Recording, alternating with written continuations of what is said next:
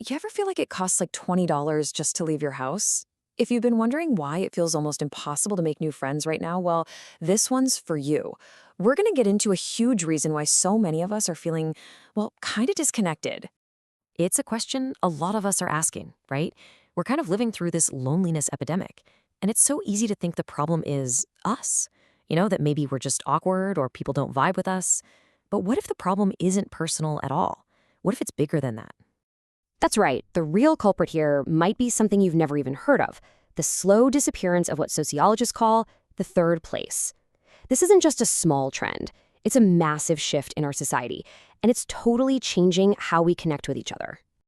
Okay, so what in the world is a third place? To really get it, we first have to understand the other two places that pretty much define our lives. So think of your life as being split into three main areas. Your first place, that's home. It's your private spot.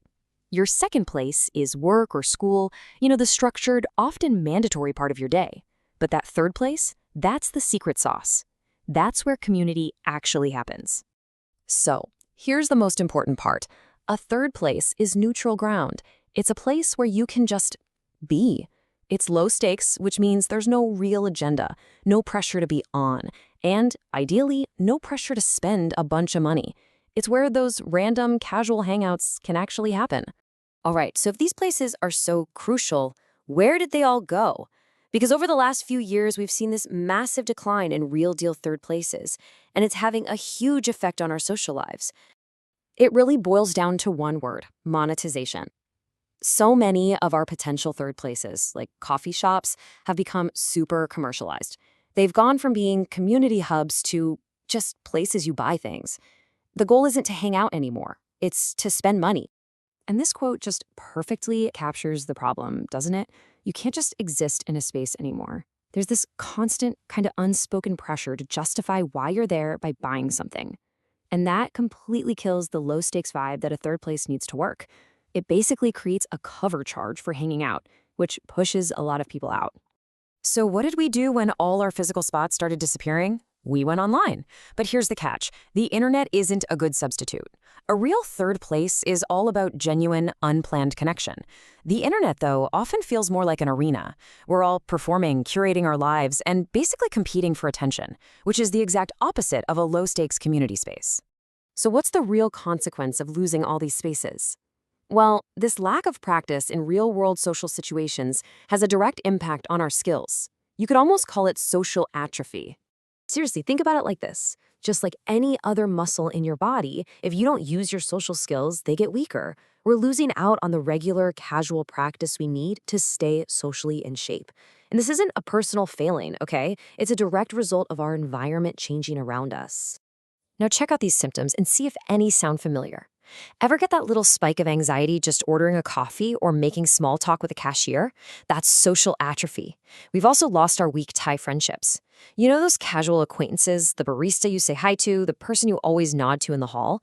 Those little interactions are surprisingly important for our happiness. And without them, all the pressure for connection falls on our partner or a couple of close friends, which can totally burn those relationships out. Okay, so the system is kind of working against us. What do? We can't just sit around and wait for the world to fix itself. We have to be intentional. We have to start building our own third places, like right now. Here it is, a simple but really powerful 3-step plan. This isn't some magic fix, but it's all about taking real action to rebuild the connections we're all missing. Let's break them down. First up, reclaim what's already ours. Your local library, or if you're a student, your campus union. These are some of the last places on earth where you're allowed to just exist without anyone expecting you to buy something. They are literally designed for this, so use them. Go there, read a book, do some work, and just be around other human beings. Second, and this one is so important, you have to be the one to start things. I think we're all just waiting for an invitation that might never come. So you have to become the initiator. Start a super low-stakes tradition. Send a text to a few friends saying, hey, I'm going to be studying in the quad at 4. Join if you want. No pressure, no obligations, just an open door.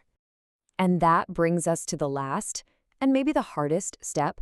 We have to push through the awkwardness. And this quote just says it all, doesn't it?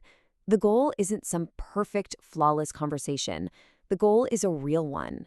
And yeah, embracing that little bit of discomfort, That's the price we pay for genuine connection. And trust me, it is so, so worth it. So I'll just leave you with this question. It doesn't have to be some grand, huge plan. It can be as simple as choosing to study in the library instead of your room, or starting that one little low-stakes meetup. What's one small step you can take to build a space for community back into your own life?